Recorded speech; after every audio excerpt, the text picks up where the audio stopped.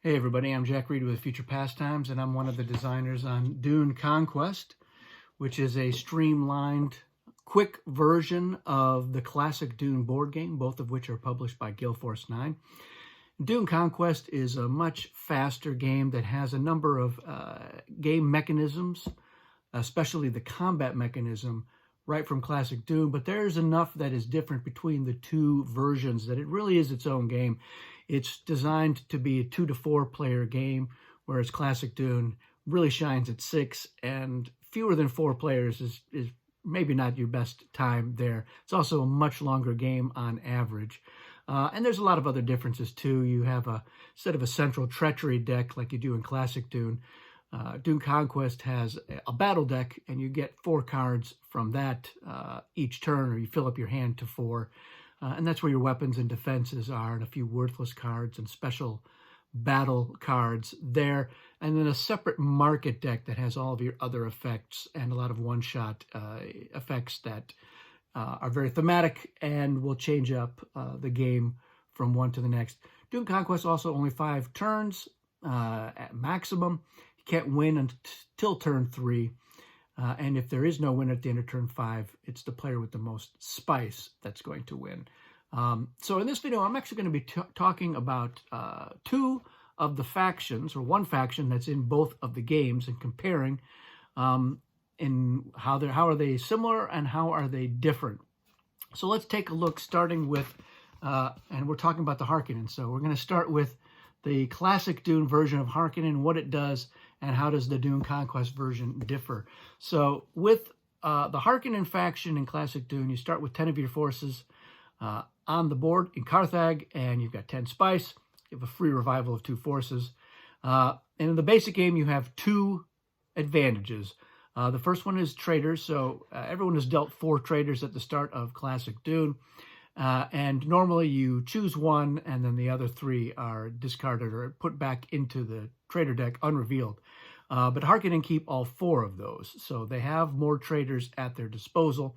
And their other advantage is their treachery card advantage. So normally you have a 4 treachery card hand limit. The Harkonnen have an 8 card limit, and every time they buy a card, they get another one for free.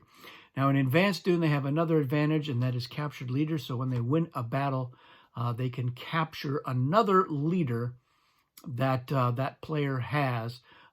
If the leader that they had in that battle was not killed, then they could be captured as well. So it's a random leader that the Harkonnens can either keep until they decide to use it once in a battle, or they can immediately kill it and get 2 spice for it, putting that leader face down in the tanks. So that is what the classic Dune Harkonnen does. Now, because Dune Conquest is a much more streamlined version of the game, all of the factions have been streamlined as well. So they don't have necessarily as many things that they can do.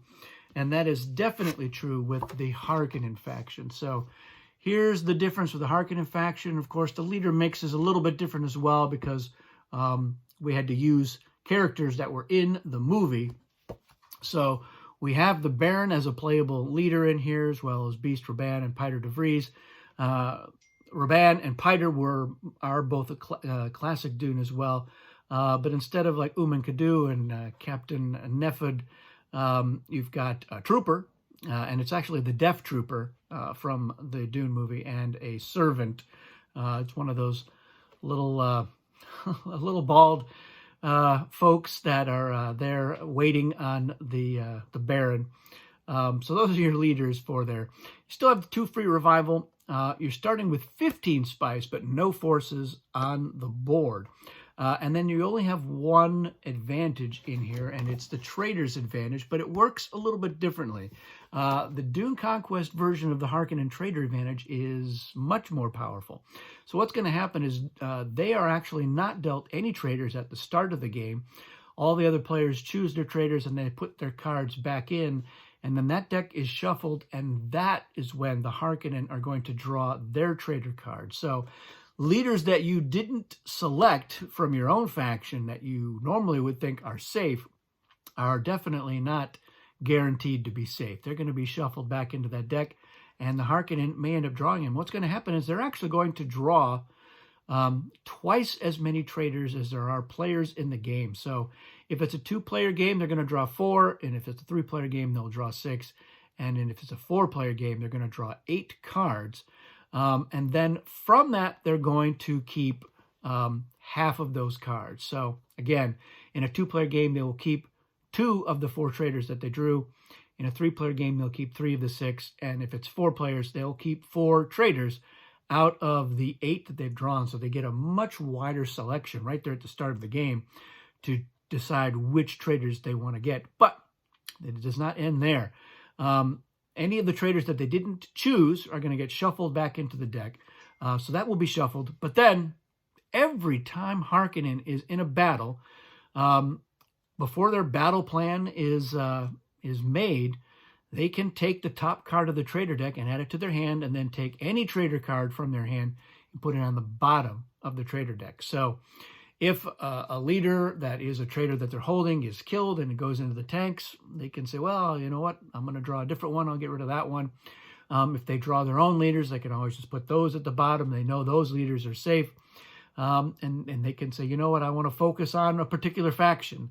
So I'm drawing until I get more of those leaders to really ensure that I can call trader at the right time. Or maybe you're just trying to get a better leader, or who knows what your motivations are, but you're able to cycle through that trader deck every time you're in a battle. Now, you don't have to. You may have cultivated the perfect hand of traders, but it is nice to be able to at least draw and see which of your other leaders are safe that you can safely use in a battle. So that is how this one, so in arguably a much, much better version of the trader advantage, but it is their only advantage. So they don't have any extra cards that they get to hold in their hand. They're not buying and getting any for free.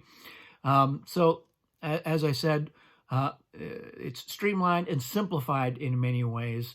But this was a case of where it seemed like really getting a good selection of traders was plenty good, especially this version of it where they get to refresh their trader hand and really kind of start fishing for perfect characters to choose as your trader.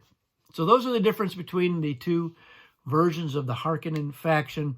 Let me know your thoughts. Which version do you like better? Do you miss in Dune Conquest the extra cards that the Harkonnen get in classic Dune? And of course, the capturing of the leaders. That's actually my favorite part of being the Harkonnen, is just getting myself to the point where I can win a battle and then capture those leaders. Especially if I can get some of the really good leaders, as I just hold on to them. I hold on to them until I have to play them.